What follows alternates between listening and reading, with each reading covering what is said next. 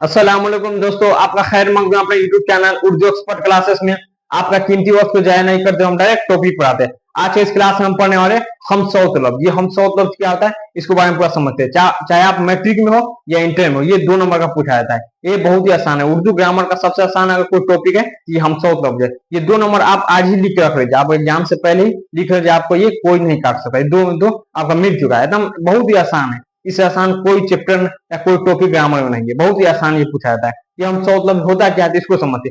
हम सौ मतलब इसको इंग्लिश में इसको होमोफोन कहा जाता है। हम सौ मतलब हम सौ किसे कहते हैं जिसकी आवाज एक जैसी हो। आवाज जो हम बोलते हैं उसको एक जैसी मतलब आवाज सुनाई, लेकिन उसका मानी और हिज्जे दोनों अलग हो। उसको मीनिंग करे तो भी अलग, उसके हिज्जे करे तोड़े तो भी अलग, लेकिन उसकी आवाज एक जैसी हो। जैसे मिसाल के तौर पे सदा, साद दाल अलिफ सदा। सदा मतलब क्या होता है, आवाज होता है, एक छोटी सी दाल अलिफ सदा। ये सदा मतलब क्या होता है, हमेशा होता है। दोनों सदा ही है लेकिन मीनिंग अलग है, हिज्जे करने में भी अलग है। इसको इंग्लिश में समझ सकते हैं, जैसे WEA के वीक, वीक मतलब क्या होता है, कमजोर होता है। एक WWE के वीक, वीक मतलब क्या होता है, सप्ताह होता है। उसी तरह KNOW नो, नो क्या होता है, जन्ना होता है। उसी NO नो, नो मतलब नहीं होता है, ये समझ गए। उसी तरह सन, SON सन, सन में क्या होता है, बेटा होता है। SUN सन, सन में क्या सूरज होता है। तो वहां भी इसको क्या कहता है, होमोफोन कहा जाता है। इसको उर्दू में हम सौ कहा है, जिसको आवाज एक जैसी हो लेकिन मीनिंग अलग हो, उसका हिज्जे भी करने पे वो भी अलग हो। आइए इसको थोड़ा डिटेल में समझते हैं। ये इसका हम साउथ लफ्ज, हम साउथ लफ्ज को इंग्लिश में क्या कहते हैं, होमोफोन कहा जाता है। इसको होमोफोन, इसका मीनिंग जानते हैं। हम साउथ लफ्ज का मतलब है वो अल्फाज जिनकी आवाज एक जैसी हो। हम साउथ लफ्ज का मतलब क्या, वो अल्फाज जिनकी आवाज एक जैसी हो, मतलब आवाज जो मतलब मुंह से निकले वो एक जैसी हो, लेकिन मानी मुख्तलिफ हो, मतलब मानी अलग अलग हो। ये अल्फाज सुनने में एक जैसे लगते हैं, ये अल्फाज सुनने में एक जैसे लगते हैं, लेकिन उनका हिज्जे और मतलब अलग है। इसको हिज्जे करेंगे तो वो अलग है, इसका मतलब ये लगेगा, आवाज एक जैसे निकलता है। मिसाल के तौर पर समझते हैं, ये क्या सदा, ये है सदा, इसको हिज्जे करते हैं तो ये सात दाल अलिफ सदा हो गया। ये छोटी सी दाल अलिफ सदा, ये दोनों मतलब कि हिज्जे करने पे अलग है, लेकिन सुनने में इसको बोलने में दोनों एक ही। ये भी सदा, ये भी सदा है। इसका मीनिंग देखिए, हिज्जे अलग है, मीनिंग भी अलग है। देखिए ये सदा, सात से सदा, इसका क्या मतलब होता है, इसका मतलब आवाज होता है, इसका मतलब आवाज होता है, आवाज।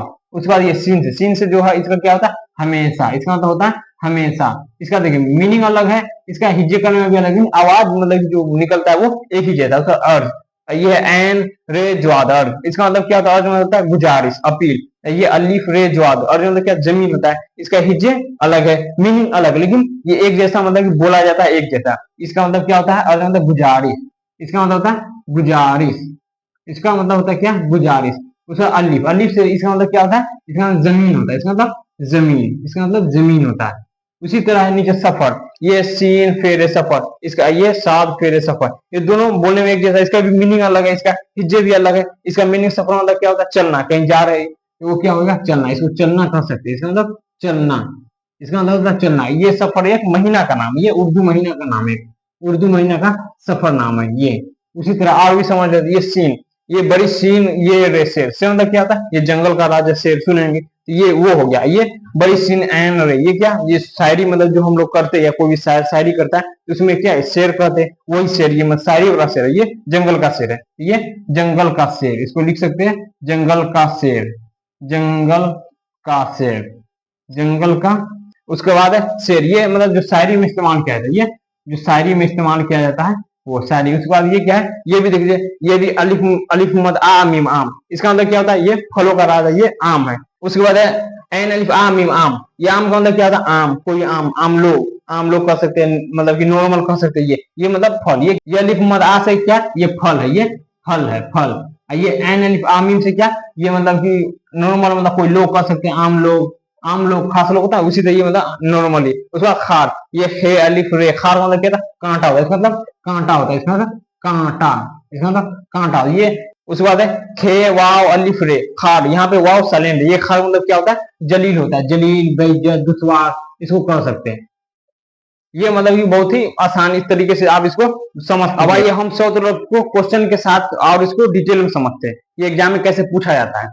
ये क्या, एक नंबर क्वेश्चन है, शेर का हम सौत लफ्ज क्या होगा। शेर का, ये शेर कौन शेर है, ये जंगल का राजा शेर है, ये शेर। इसको इसका हम सौत लफ्ज का मतलब क्या बोले, जिसका आवाज एक जैसा हो, मीनिंग अलग हो, हिज्जे करने पे भी दोनों अलग हो, लेकिन आवाज एक जैसा हो, ये क्या शेर है। ये आवाज क्या निकला, शेर। इस तरफ खोजते ये यहाँ शेर, और किसका आवाज निकलता है, ऑप्शन ए में शेर, आवाज इसका भी सेम है, शेर। इसका आंसर क्या यही हो जाएगा, और ऑप्शन देख लेते हैं। ये क्या, सोरा है, शायर है, शायरी है, ये सब अलग अलग है। ये क्या, ये भी शेर है, ये भी शेर है, आवाज दोनों का सेम है लेकिन मीनिंग दोनों का माने भी अलग है। ये जंगल का राजा शेर, ये शेर जो शायरी में इस्तेमाल किया जाता है, इसका हिज्जे करने पर ये बड़ी सीन ये रे, बड़ी सीन ये रे है, ये बड़ी सीन एंड रे, हिज्जे में भी अलग है, ये मीनिंग भी है लेकिन आवाज एक जैसा है। इसका आंसर क्या हो जाएगा, ऑप्शन ए, ये इसका आंसर हो जाएगा हम सौ। सेकेंड क्वेश्चन है, आम का हम सौ लफ्ज क्या होगा। आम, ये कौन सा आम है, ये फल है, फल, ये क्या, फलों का राजा आम होता है। ये इसका मीनिंग, ये आम है, इसके बारे में अब ऑप्शन देखते हैं। ये क्या, आम है, आम है, आज है, आग है, इसमें इसका भी सेम आवाज निकला आम, इसका भी आम, दोनों। इसका आंसर क्या हो जाएगा, ये आम है। ये आम कौन, आम लोग, मतलब नॉर्मल, मतलब कोई भी चीज, ये हो गया। तो इसका आंसर क्या हो जाएगा, ऑप्शन डी। उसके बाद 3 नंबर क्वेश्चन, अर्ज का हम सौ लफ्ज क्या होगा। ये अर्ज का मतलब क्या होता है, अर्ज का मतलब गुजारिश होता है। उसके बाद देखते हैं ऑप्शन, आवाज इसके जैसा कौन सा निकलता है। ये अर्ज, अराजी, अर्ज, अबद, आवाज किसका निकला, ये ऑप्शन सी, ये भी अर्ज है, वो भी है। इसका मान होता है गुजारिश, इसका मान क्या होता है, इसका जमीन होता है। उसके बाद इसका आंसर क्या हो जाएगा, ऑप्शन सी। उसके बाद 4 नंबर क्वेश्चन, अर्ज का हम सौ लफ्ज क्या है। इसी को पलट दिया है, पहले ये था हेडिंग में, और इसके बाद ऑप्शन में था यहाँ पे ये, इसको यहाँ पे हेडिंग कर दिया ऑप्शन में। मतलब कि ये जरूरी नहीं कि इसको क्या, इसको भी कर सकता है, ये दोनों, इसको भी हेडिंग को यहाँ ऑप्शन में दे देगा, ये ऑप्शन को हेडिंग दे देगा। मतलब कि ये जो 4 को लिखा है ना, इसको 8 को बना सकते हैं उलट के, जिस तरह पूछे। ये अर्ज का हम सौ लफ्ज कौन हो जाएगा, यहाँ पे अर्ज है, फर्ज है, कर्ज है, गर्ज है, क्या हो जाएगा, अर्ज, ये भी अर्ज है, ये भी अर्ज है, दोनों। इसका आंसर क्या हो जाएगा, ऑप्शन ए। नेक्स्ट हमारा 5 नंबर क्वेश्चन है, खार का हम सौ लफ्ज क्या होगा। खार, ये खार का मतलब क्या होता है, कांटा होता है, खार। खार का हम सौ लफ्ज क्या होता है, ऑप्शन देखते हैं। ये भी खार, क्या लिखा ऑप्शन ए, खार, उसके बाद बी खार, सी खार, डी खाब। यहाँ पे इसका आवाज सेम किसका है, ये खार मतलब क्या होता है, कांटा, उसका ये खार मतलब क्या होता है, जलील, बेइज्जत। ये दोनों का आवाज सेम है, मीनिंग अलग है, हिज्जे अलग है। इसका आंसर क्या हो जाएगा, ऑप्शन ए। उसके बाद 6 नंबर क्वेश्चन, अवध का हम सौ लफ्ज क्या होता है। अवध, अवध का हम सौ लफ्ज क्या होता है, ऑप्शन ए ईद, ऑप्शन बी अवध, ऑप्शन सी अहद, ऑप्शन डी अर्ज। क्या हो जाएगा अवध का, ऑप्शन डी, ये भी अवध है, ये भी अवध है, दोनों का मीनिंग अलग है, इसका हिज्जे भी अलग है लेकिन आवाज एक जैसा है। उसके बाद 7 नंबर क्वेश्चन है, कसरत का हम सौ लफ्ज क्या है। कसरत, इसका आवाज सेम देखते किसका है। उसके बाद option A Hasrat, option B बरकत, ऑप्शन सी कसरत, ऑप्शन डी नफरत। ये क्या पूछ रहा है, कसरत का हम सौ लफ्ज, मतलब आवाज सेम निकलना चाहिए, कौन सा, ऑप्शन सी, ये भी कसरत है, ये भी कसरत है।